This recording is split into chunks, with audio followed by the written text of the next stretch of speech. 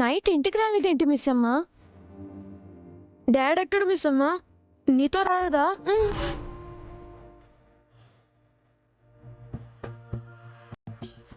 ఏంటిది మాట్లాడట్లేదు?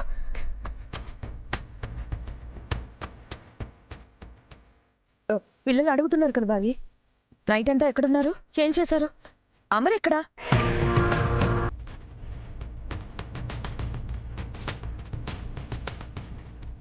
డాడ్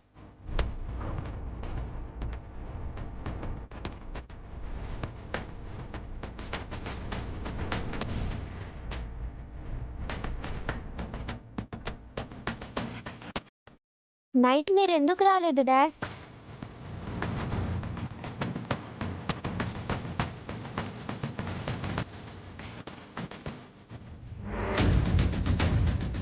మేము చాలా టెన్షన్ అయ్యాం. అవును డాడీ, మీకు ఫోన్ చేస్తే రీచ్ అవ్వలేదు.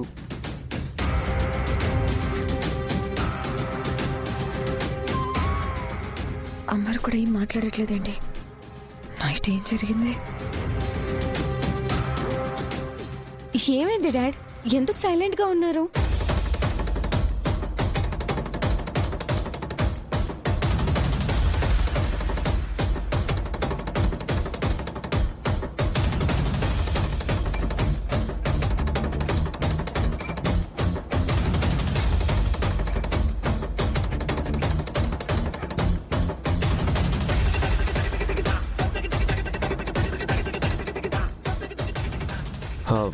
ఏం లేదు, వెళ్ళి రెడీ అవ్వండి, స్కూల్కి టైం అవుతుంది కదా. ఓకే డాడ్, రా.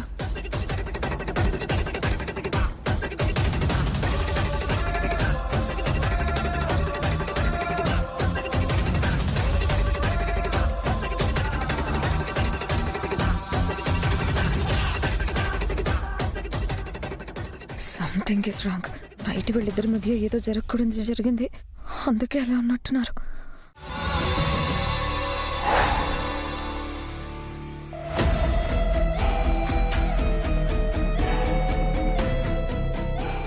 ఏంటి మేడం ఇది? నేను సమయానికి హాస్పిటల్కి వచ్చి మిమ్మల్ని తప్పించబట్టి సరిపోయింది, లేదంటే ఆ మనోహర్ మిమ్మల్ని చంపేసి ఉండేది. నేను చావుకి సిద్ధపడే అక్కడికి వెళ్ళాను రాజు గారు. కానీ నేను అమరేంద్ర గారికి, బాగి గారికి నిజం చెప్పలేకపోయాను. మీరు వాళ్ళతో నిజం చెప్పడం ఇన్నిసార్లు సాధ్యం కాలేదంటే ఇకపై సాధ్యం కాదు మేడం, వదిలేయండి. వదిలేస్తే ఎలా రాజుగారు? వాళ్ళకి నిజం తెలియాలి కదా. ఆ రాక్షసి, ఆ పిశాచి గురించి, అది చేసిన పాపాలు, దారుణాల గురించి నేను చెప్పాలి కదా రాజుగారు. మిమ్మల్ని నమ్ముకొని ఇంతమంది అనాథ పిల్లలు బతుకుతున్నారు మేడం. మీకేదన్నా అయితే ఈ ఆశ్రమం గతి ఏం కావాలి? ఈ ఆశ్రమం, ఈ పిల్లలు, మనము సంతోషంగా ఉన్నామంటే అందుకు కారణం ఆ కుటుంబమే రాజుగారు. ఆ మంచి మనుషులు చేసిన సాయం వల్లే ఇక్కడ అందరం ఆనందంగా ఉన్నాము.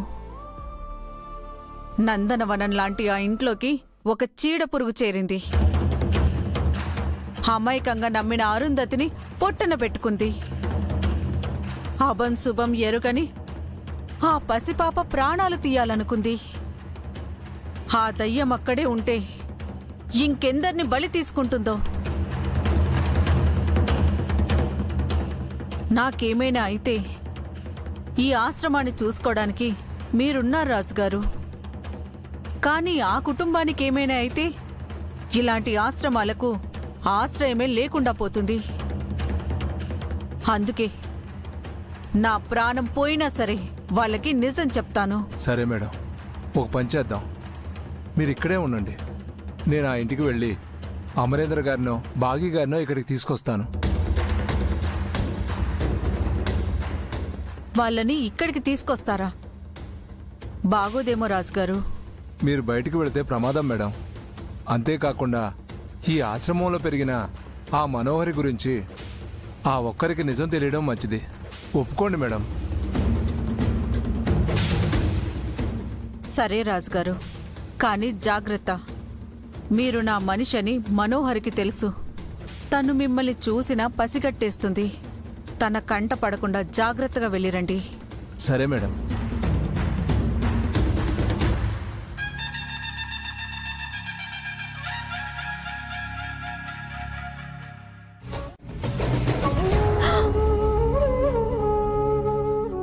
అయ్యో మనో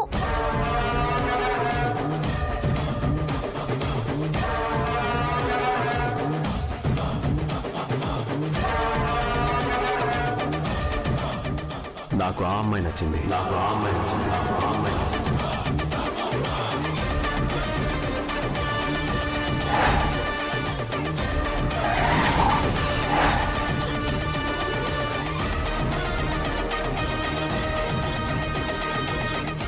పూర్తి హక్కుతో మీ భార్యను చేసుకున్నారు.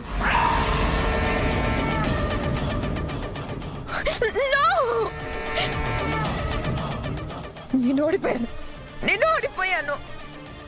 అప్పుడు అరుంధతి చేతిలో, ఇప్పుడు ఈ భాగ్య చేతిలో చిత్తగా ఓడిపోయాను. ఎందుకైనా నేను ఇక్కడున్నది ఇది చూడ్డానికైనా ఇన్ని రోజులు వెయిట్ చేసింది. ఇలా నేను ఓడిపోవడానికైనా నేను వెయిట్ చేసింది. అప్పుడు అరుంధతిని, దాని కాపురాన్ని, పిల్లల్ని చూశాను.